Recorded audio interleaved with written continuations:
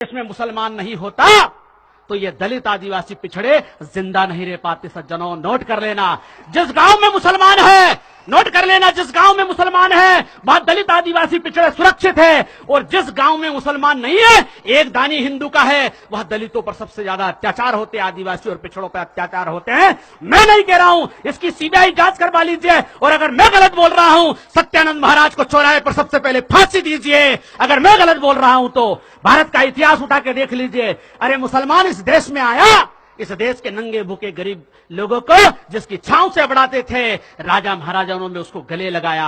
अरे मलिक काफूर जो कहां का रहने वाला था, गुजरात का रहने वाला था, मलिक काफूर भंगी समाज का था। अरे उसके हाथ में तलवार दी, ट्रेनिंग दी, और उसको हिंदुस्तान का बादशाह बनाया। आपको पता है, भंगी समाज का नासरुद्दीन खुसरो, उसको दिल्ली का बादशाह बनाया। ये मुसलमानों ने पूरी मानवता को गले लगाया। उन्हीं मुसलमानों के खिलाफ जहर घोला जा रहा है। सज्जनों, मैं आपको कुछ बातें बताना चाहता हूं। इतिहास को हिंदू मुसलमान के नजरिए से मत देखिए। भारत में, हमारे राजस्थान में राजपूत राजा रहे, लेकिन राजपूत राजाओं ने इस देश में राज किया मुसलमानों के साथ मिलकर के। मुसलमानों ने हिंदुओं के साथ मिलकर के राज किया। इतिहास को हिंदू मुसलमान के नजरिए से मत देखिए। हल्दी घाटी का युद्ध हुआ, उसमें राणा प्रताप की तरफ से पठानों ने लड़ाई लड़ी और अकबर की तरफ से राजा मान सिंह ने लड़ाई लड़ी। वो हिंदू थे। आपको पता होना चाहिए कि शिवाजी महाराज को गिरफ्तार करने के लिए राजा मान सिंह गया था, लेकिन शिवाजी महाराज के सबसे अच्छे तीरंदाज, तोपखाने के इंचार्ज और उनके जहाजी बेड़े के नौसेना के इंचार्ज सारे मुसलमान थे। इसलिए सज्जनों, इतिहास को हिंदू और मुसलमान के नजरिए से देखना छोड़ दीजिए। हिंदू और मुसलमान के नजरिए से देखोगे तो आपको कभी भी सही तस्वीर नजर नहीं आएगी। एक दो बात और मैं आपको बीच में कहना चाहता हूं सज्जनों, कि आज इस देश में जो माहौल बनाया जा रहा है कि मुसलमान जब तक नहीं मिटेगा तब तक देश का भला नहीं होगा, ऐसी मानसिकता बनाई जा रही है। और विशेषकर हमारे दलित भाइयों को मुझे बड़ा खुशी हो रही है पॉपुलर फ्रंट के माध्यम से कि आपने इतना बड़ा मजमा इकट्ठा किया।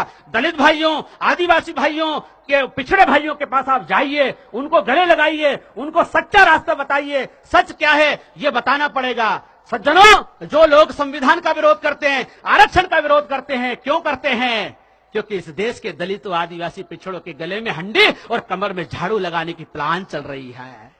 लेकिन वो धर्म के नाम पर चल रही है, वो राम राज्य के नाम पर चल रही है, वो इस देश को सज्जनों, इस देश को बर्बाद करने की प्लानिंग है कि मुसलमान से दलित को लड़ा दो, दलित को मुसलमान से लड़ा दो। अभी पिछड़ा वर्ग का जो हमारा आदमी है वो मुसलमान को दुश्मन मानता है, और एक तरफ मानता है वो दलितों को दुश्मन मानता, आदिवासियों को दुश्मन मानता है। मेरे गुर्जर, सोंदिया, डांगी, यादव पाटीदार को समझाओ कि तुम्हारा हक अधिकार दलितों ने नहीं खाया, मुसलमान ने नहीं खाया। अरे तुम्हारा 52% अगर किसी ने खाया है तो वो जो हिंदू मुसलमान का टेंशन पैदा करके मंडल आयोग की रिपोर्ट को छुपाने का प्रयास किया है, ऐसे पाखंडियों से आपको सावधान रहने की जरूरत है।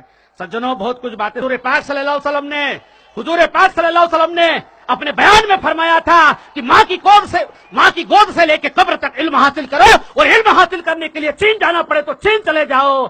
अरे मेरे भाइयों, ऐसी सुन्नत और ऐसी सीरत है मेरे हुजूर पाक सल्लल्लाहु अलैहि वसल्लम की, ऐसी हदीस है। अपनी कौम में लीडर पैदा करो, ज्ञानी पैदा करो, विद्वान पैदा करो, पूरी दुनिया का इल्म हासिल करो, राजनीति का, धर्म का, दर्शन का, मनोविज्ञान का, सारी दुनिया की किताबें पढ़ो। और जब आपके पास इल्म होगा तो इल्म की ताकत से जालिम डरता है। इसलिए सज्जनों, इल्म हासिल करो। एक बाबा साहब डॉक्टर अम्बेडकर थे, 33 करोड़ देवता और 24 अवतार मिलकर के भी एक भंगी, चमार, बलाई, बसोड़, बागरी, बरमुंडो को विधायक, सांसद नहीं बना दिया, लेकिन बाबा साहब डॉक्टर अम्बेडकर के संविधान ने राष्ट्रपति बना दिया। ये कलम की ताकत है। सज्जनों, अंत में सिर्फ ये कहना चाहता हूं, मैंने हिंदू, मुस्लिम, जैन, बौद्ध, पारसी, ईसाई सब धर्मों का अध्ययन किया।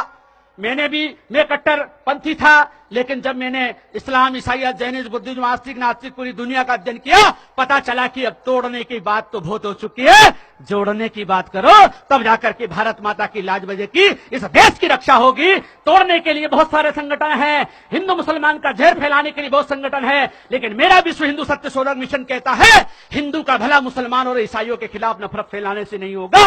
हिंदू का भला होगा तो जाति और अंधविश्वास को मिटाने से होगा, और कोई रास्ता नहीं है। इस इसलिए मेरे हिंदू भाइयों, जाति और अंधविश्वास के खिलाफ आंदोलन चलाओगे तो हिंदू का भी भला होगा, मुसलमान का भी भला होगा, पूरे राष्ट्र का भला होगा।